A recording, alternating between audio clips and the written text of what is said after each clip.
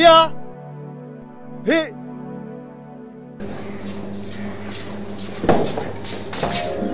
দাদা ও এৰি দে না পৰি যাম মা ও মা দেউতা ৰাহুল তই আহিছ মা দেউতা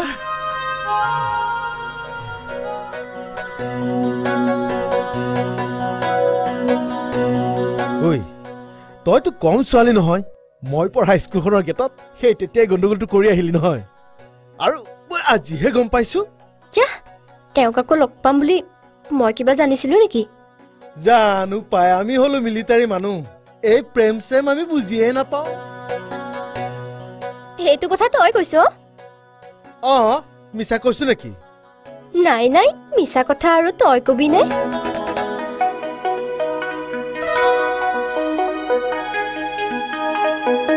মোৰনো আৰু কি সৌৰভৰ বন্ধুত্বকে সুঁৱৰি জীৱনটো কটালো নিজৰতো কোনো নাছিলেই কৌশিকৰ দায়িত্ব ল'ব লগা হ'ল এতিয়া সিয়েই মোৰ সকলো ঘৰখনত ছোৱালী এজনীৰ অভাৱ আছিল এইবাৰ সেই অভাৱো নাইকিয়া হ'ব আপোনালোকে চিন্তা নকৰিব হিয়া সৌৰভৰ ঘৰত মোৰ নিজৰ ছোৱালীৰ দৰে থাকিব কিন্তু তেওঁলোক ক'ত এতিয়াই কিন্তু কথা নিদো তথাপি এলবামটো ৰিলিজ হোৱাৰ দিনা যাবলৈ চেষ্টা কৰিম ঠিক আছে আৰু এটা কথা সদায় ৰাতি 8টাত তুমি ফোন কৰিবা মই কিয় কৰিম তুমিও কৰিবা কৰিব এবাৰ নহয় 100 বাৰ কৰিব ৰাইট আৰু তহঁতৰ এতিয়া কথা পতা শেষ হ'ল নে কাম অন বয় ভাত খাবলৈ চব ৰখি আছে ব'লা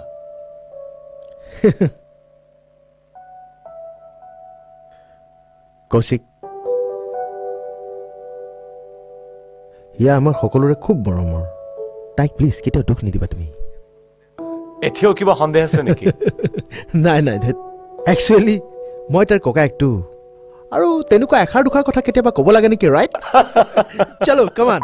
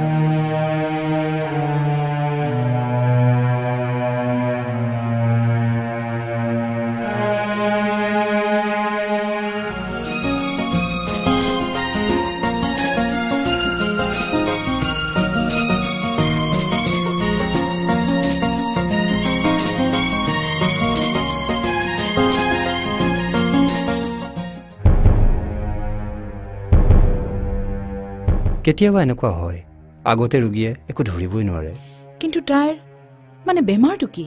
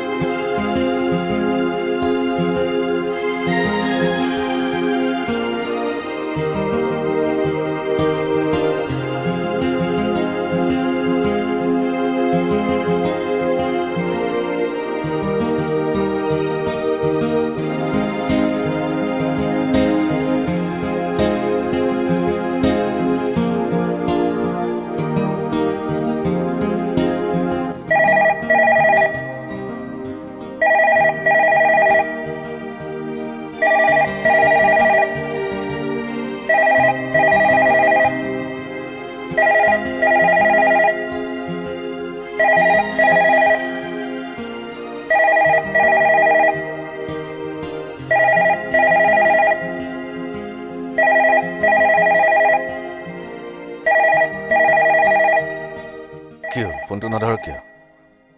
তেওঁ 8টাতে ফোন কৰাৰ কথা আছিল। তহঁতৰ যে আৰু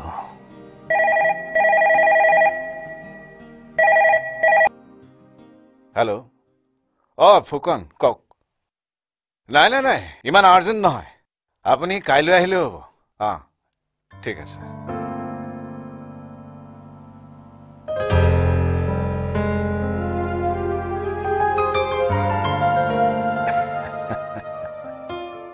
আইছি, ঠিক আছে, থৈছোঁ।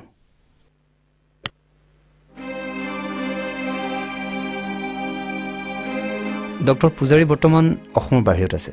এনেকুৱা এটা মেজৰ অপাৰেশ্যনৰ কাৰণে এজন এক্সপিৰিয়েঞ্চ ডক্টৰ লাগিব। যদি তাইক বাহিৰলৈ লৈ যাওঁ? পেচেণ্টৰ এতিয়া যিটো অৱস্থা হৈছে, এওঁক এতিয়া ইয়াৰ পৰা নিয়াৰ কথা ভাবিবই নোৱাৰি।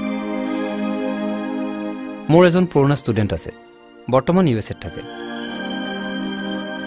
তেওঁ এজন ৰেপুটেড চাৰ্জন। কিছুদিন আগত মোক ফোন কৰিছিল। মোৰ যিমান দূৰ মনত পৰে তেওঁ এই মাহতে আহিব পাৰে। তেওঁৰ নাম? ডক্টৰ মনোজ বৰুৱা।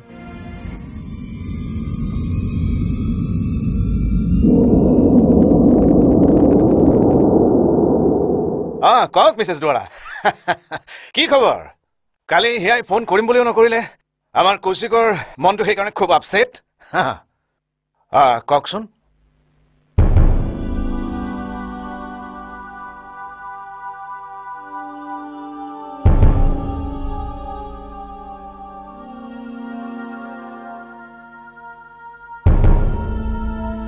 ঠিক আছে, মই এতিয়াই ডক্টৰ বৰুৱাৰ লগত যোগাযোগ কৰিছোঁ।